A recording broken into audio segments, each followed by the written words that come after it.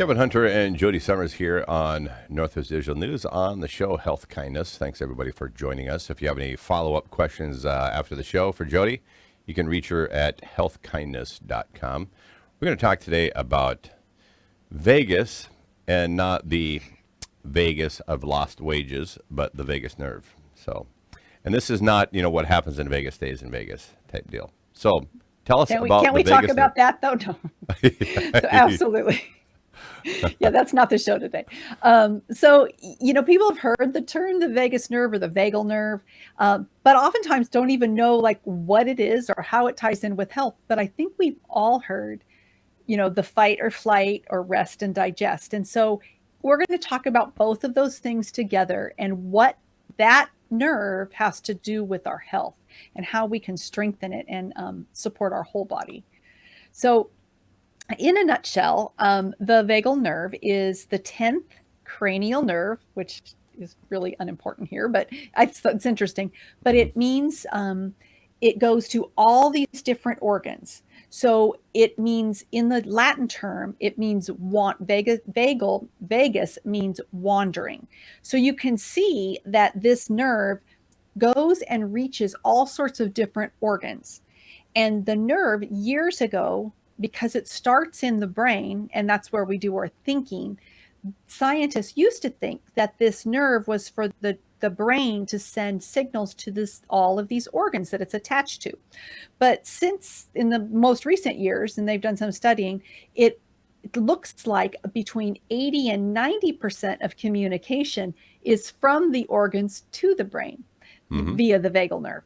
And so the information is transmitted. And so oftentimes, you'll hear, oh, I had this gut feeling and it was true. Well, your gut is known as the second brain, and it does translate information via this vagal nerve.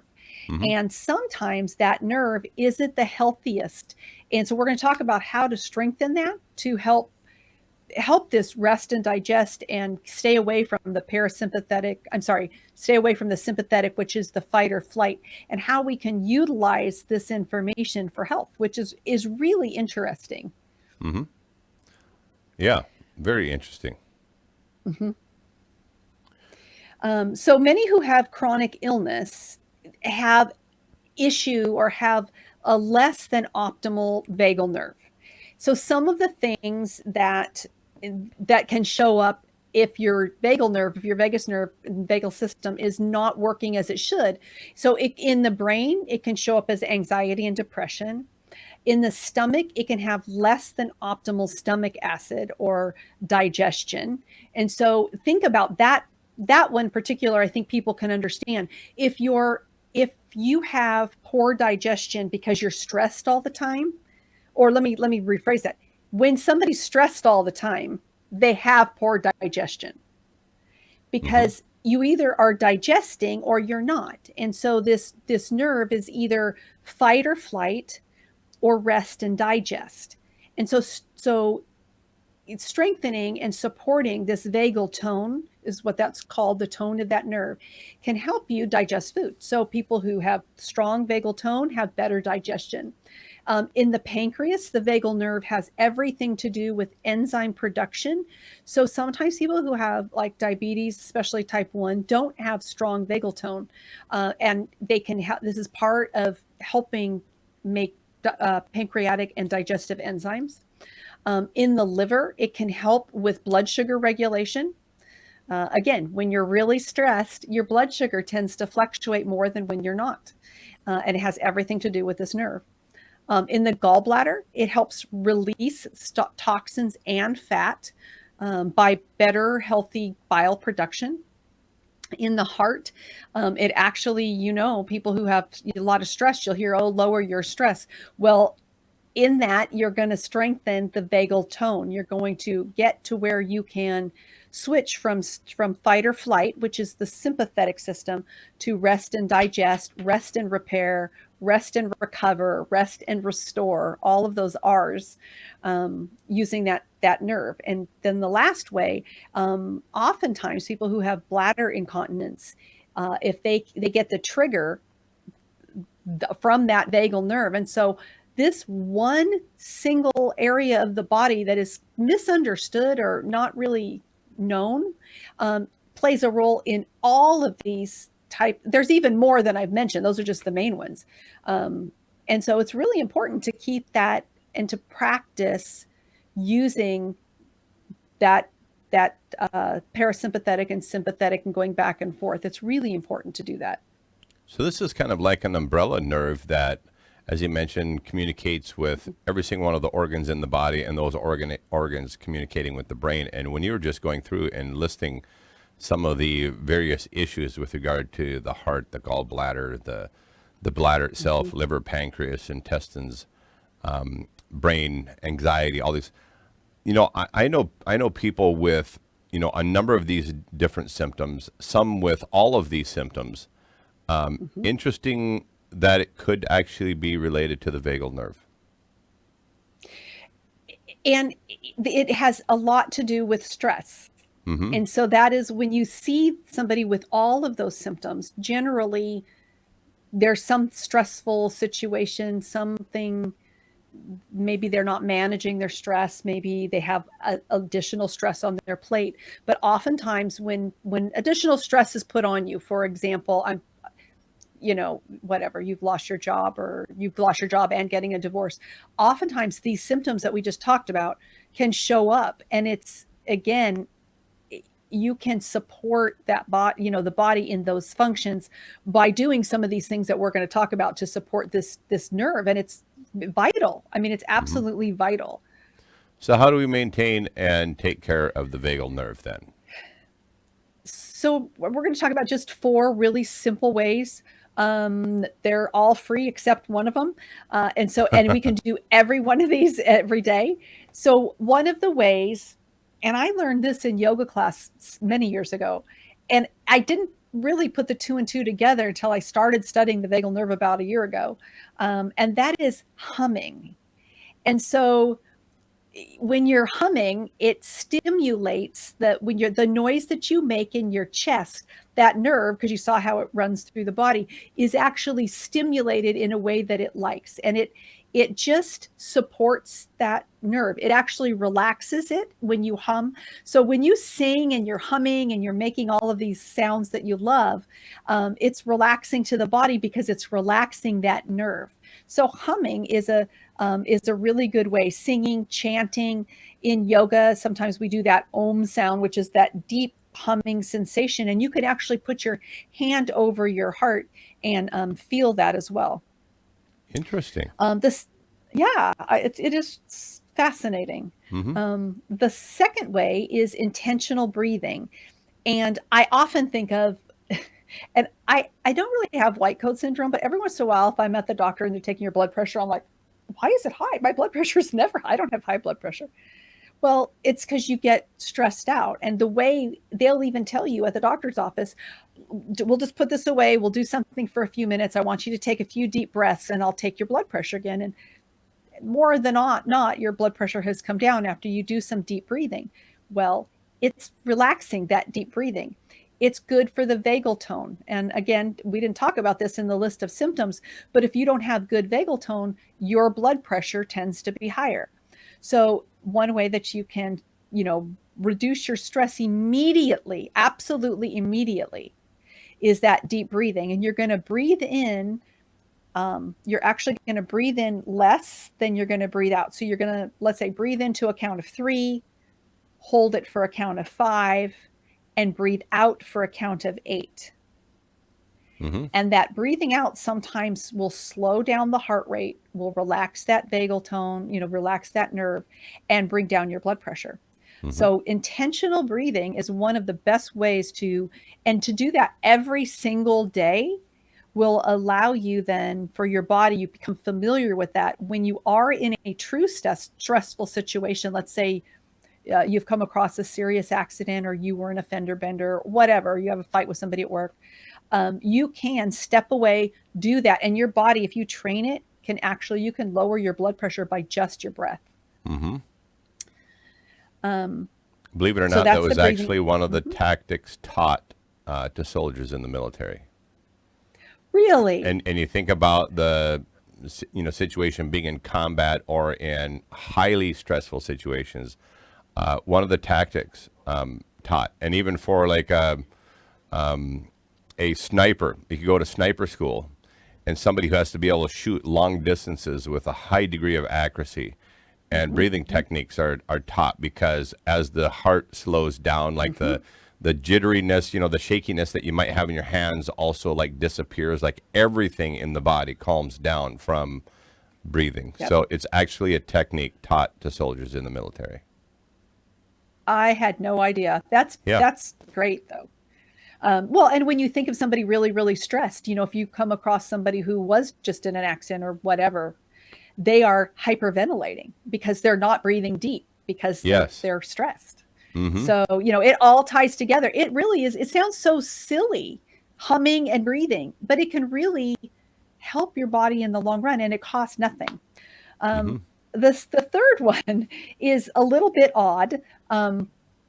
And it is not as easy as humming or breathing. You have to make an effort to do this, but it is called the diving, to stimulate your diving reflex. And all that really means is, I don't know why this term is really used. I guess it's when you dive, this is the same feeling, but it's basically splashing super cold water on your face, or putting your face into a bowl of ice cube water, or even, if you'd like, to dive into a pool or a lake of very cold water. And it stimulates your body in a quick, stressful situation, but then it calms down. And it's a very quick way to stimulate that vagal nerve. So, I'm not saying that, you need to go jump in an ice cold lake, but yeah, in the morning to use very cold water on your face, or take a hot and cold shower, could actually, it's good for the lymphatic system, but it's also good for the vagal tone. What's interesting about this is that I think about a few different places where I've heard of utilizing this. And I remember one, I don't remember what his area of expertise was, but this particular person, and maybe it was pertaining to this diving reflex and the effects that it has on stress, etc. But he was advising everybody in the group. He says, every time you wash your hands, wash your face. That'd be good, except girls wear makeup. But yeah, that except would be a for good the makeup idea. thing, yeah. But he was advising every time you wash your hands, wash your face. And perhaps it has to do with this diving reflex. I think that's very interesting. Well, part of the reason, if you put cold water on your face, it is the blood vessels contract, but then they release, which causes more oxygen and more blood flow to the brain, and you feel better. So just by sheer, science, it works, not even considering the vagal tone that you're going to stimulate. So yeah, that's a great idea for those who don't wear makeup. I love that. So those are the 3 free ones. What's going to cost us? Yes, there's always a cost. No, it's really just using essential oils to basically reduce stress. And I have trained myself that I have an essential oil routine where every time I smell a specific oil, it reminds me of very, very deep relaxation.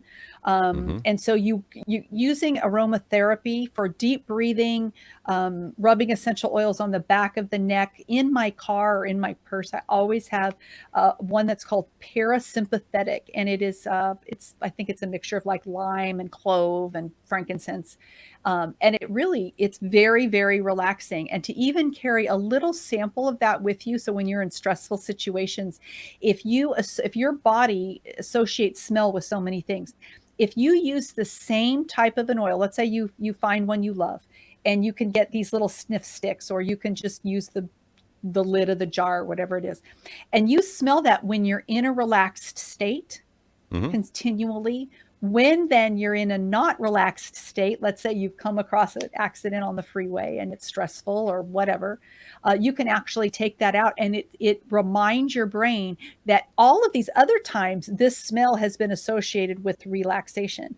And this time it's, with deep breathing, using essential oils, even humming in the car and smell, you're going to be able to maintain a less a less stress response, keep that stress response much lower. So all of that is so important in our overall health. So, essential oils they're not that much, but the others are completely free.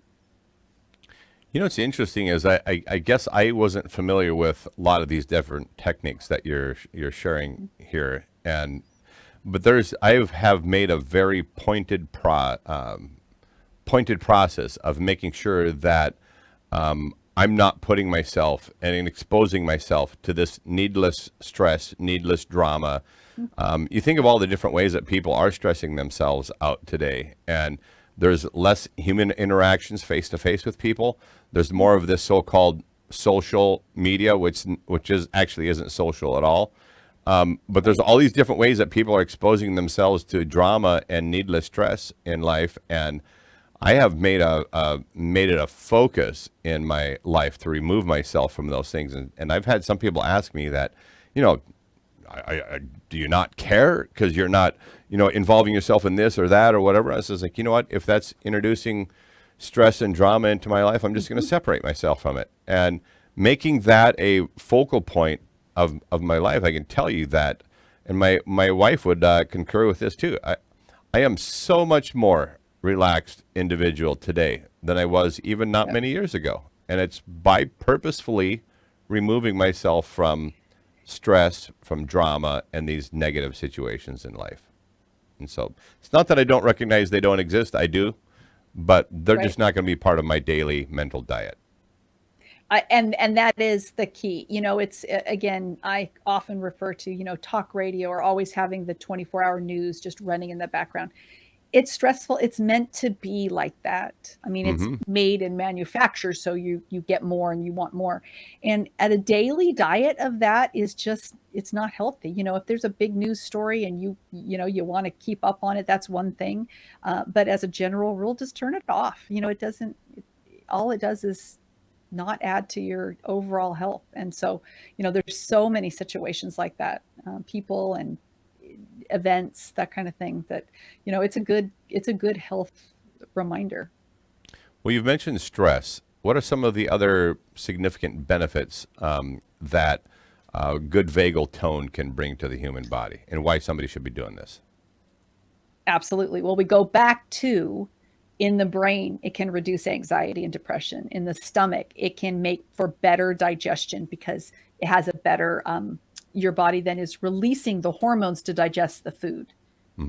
In the intestines, it's going to make for less constipation, less diarrhea. Again, you think of those things when you think of stress. So if you can, this is a fabulous slide. The same nerve can cause two different reactions. Can dilate your pupils. It can relax your airways. All of those things, in the pancreas, it can make more enzymes. It can secrete different hormones. In the liver, it is better for detoxification. In the bladder, it can cause, better urinary usage or better urinary health. And mainly in the heart, it can, relax and cause less inflammation all around, even in the heart area. So, if you're interested in heart health, brain health, gut issues, it really does reduce, lower stress and reduces chronic illness kind of across the board. Well, excellent. Great information on the vagal nerve. I learned a lot about this today. I hope everybody else did here as well on the broadcast. Thanks, everybody who joined us here on the show. Hopefully, we reduced a little stress for you, giving you some information on how to get rid of stress in your life. Kevin Hunter with Jody Summers here. You can reach Jody at healthkindness.com. Thanks, everyone, for joining us. Take care.